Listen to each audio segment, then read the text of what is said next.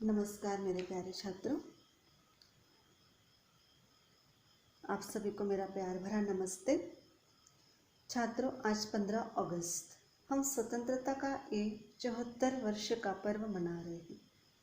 छात्रों, हर साल की तरह इस साल आप पाठशाला नहीं आ सकते, ना धूमधाम से पर्व जो है इसे मना सकते हो, न ध्वजवंदन होगा, न राष्ट्रीय गीत होगा।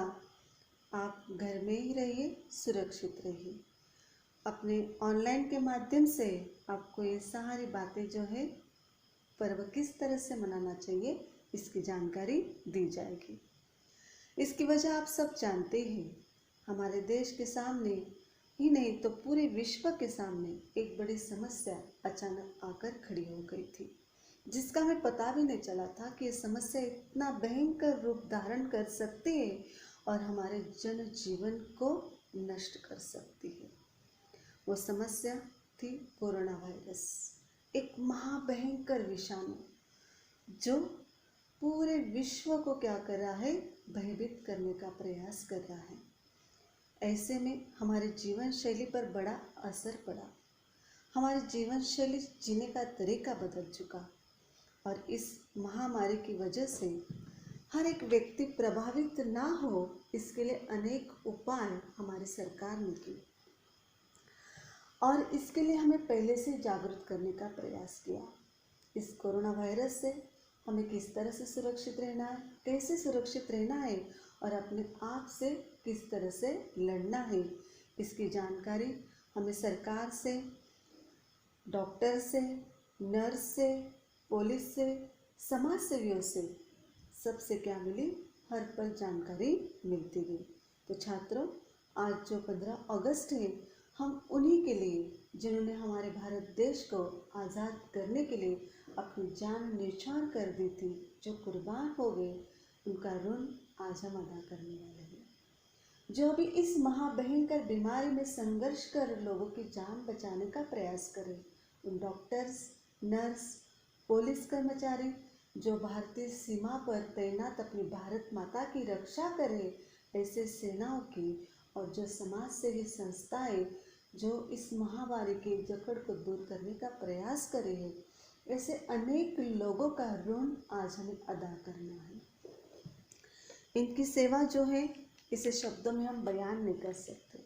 जो डॉक्टर्स, नर्स और पुलिस है जिन्होंने अपने दिन रात एक करके लोगों को सुरक्षित रखने का प्रयास किया है, उन्हें शत शत नमन करती हूँ मैं। ऐसे भारत देश में ऐसे वीर योद्धा होंगे, वो भारत देश कभी खोखला नहीं बन पाएगा, मजबूत और मजबूत और मजबूत बन सकता है। ये आज़ाद भारत है।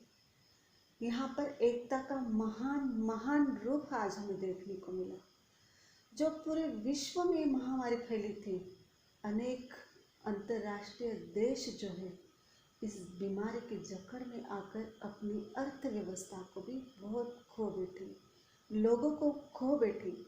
जहाँ पर करोड़ों की संख्या में जनसंख्या है, ऐसे देश को काबू करने वाली इस महामारी को बचाने का कार्य किया होगा तो हमारे भारत देश के डॉक्टर्स, नर्स, पुलिस कर्मचारी, हमारी भारतीय सेना, इसलिए उन्हें मैं फिर से वंदन करती हूँ। इस महामारी से जो जूझ रहे थे भारत के जन जन लोग, ऐसे जन जन लोग भी क्या हो चुके थे, एक साथ हो गए। फिर से हमारी भारतीय एकात्मता का प्रतीक एक बार विश्व को दिखाई दिया। सारे विश्व में हमारे भारत की चर्चा हो गई। हम डर गए, भयभीत हुए, लेकिन फिर से धीरे धीरे धीरे अपने जीवन को सुधारने का प्रयास करने लगे।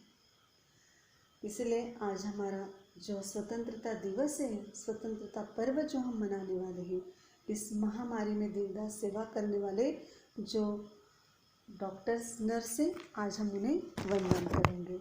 छात्रों, आपके मन में बहुत सारे सवाल होंगे, बहुत सारे प्रश्न होंगे आपके एजुकेशन से लेकर, लेकिन हमारा भारत देश इतना सक्षम हो गया है, इतना विकसित हो गया है और उसकी टेक्नोलॉजी जो आप घर बैठे भी अध्ययन का उपभोग ले रहे हैं, इस महामारी से सुरक्षित रहने के लिए पाठशालाएं आपकी बंद है।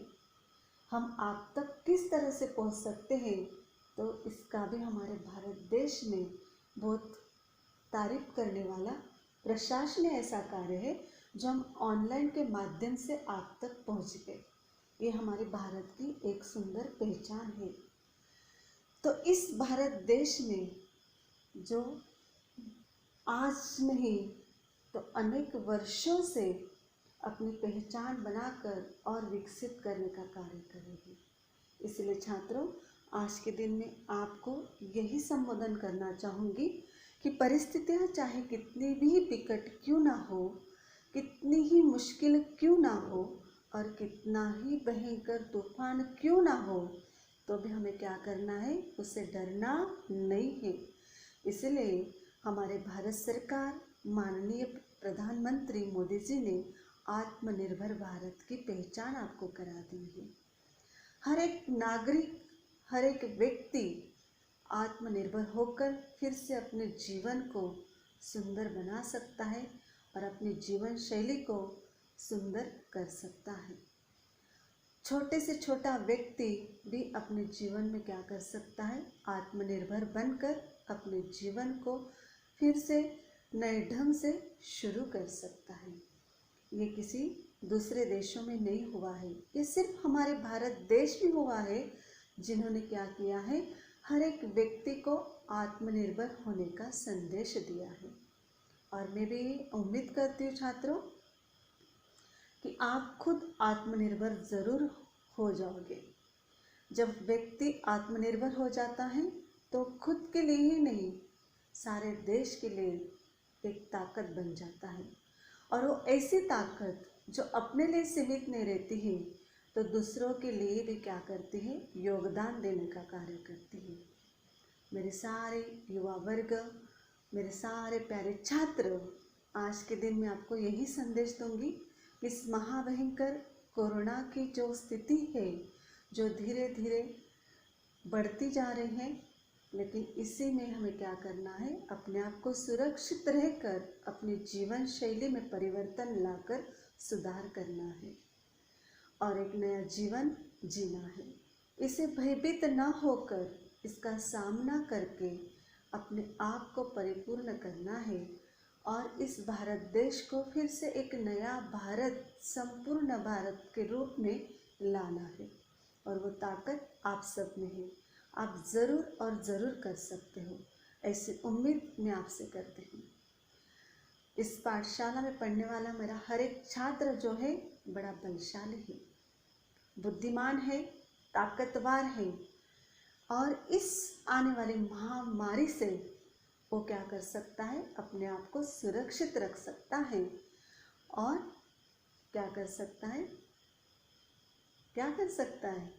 अपने आप को आत्मनिर्भर बना सकता है। बना सकते हो ना आप सब आत्मनिर्भर, बनने वाले आप सब आत्मनिर्भर। तो इसलिए एक नई ताकत के साथ, एक नए विश्वास के साथ फिर से हम क्या करेंगे, अपने जीवन की शुरुआत करेंगे। ये इस वर्ष का स्वतंत्रता दिवस, स्वतंत्रता पर्व हमें याद रहेगा कि एक हमारे जीवन की नई आशा थी, नई उम्मीद थी, नई चेतना थी, जो फिर से आने वाला स्वतंत्रता पर्व बड़े धूमधाम से करने वाले हैं। आप सब तैयार रहना है, एक नई शक्ति के साथ, एक नए विचार के साथ, एक नई टेक्निक के साथ। छात्रों, हमारे स्वर्गीय प्रधानमंत्री अटल बिहारी वाजपेयी जी ने हमारे भारत देश के लिए सचमुच बहुत ही सही शब्द कहे हैं। बहुत सुंदर कविता उन्होंने अपने भारत देश के लिए की है और वो सचमुच आज इस समय हमें क्या करते हैं, अपने आप को सम्मान जागृत करती है। भारत ज़मीन का टुकड़ा नहीं, भारत ज़मीन का टुकड़ा नहीं, जीता जागता राष्ट्र पुरुष है। भारत ज़मीन का टुकड़ा नहीं, जीता जागता राष्ट्र पुरुष है। हिमालय मस्तक है, कश्मीर किरीट है। हिमालय मस्तक है, कश्मीर किरीट है। पंजाब और बंगाल दो विशाल कंधे हैं। पंजाब और बंगाल दो विशाल कंधे हैं, पूर्वी और पश्चिमी घाट दो विशाल जंगाएं हैं। कन्याकुमारी इसके चरण है, सागर इसकी पग पखरता है। यह चंदन की भूमि है, यह अभिनंदन की भूमि है। यह चंदन की भूमि है, यह अभिनंदन की भूमि है। यह तर्पण की भूमि है, यह अर्पण की भूमि है। इसका कंकर कंकर शंकर है, इसका कंकर कंकर शंकर है। इसका बूंद बूंद गंगा जल है। हम जिएंगे तो इसके लिए, मरेंगे तो इसके लिए। वंदे मातरम। भारत माता की जय। धन्यवाद छात्रों।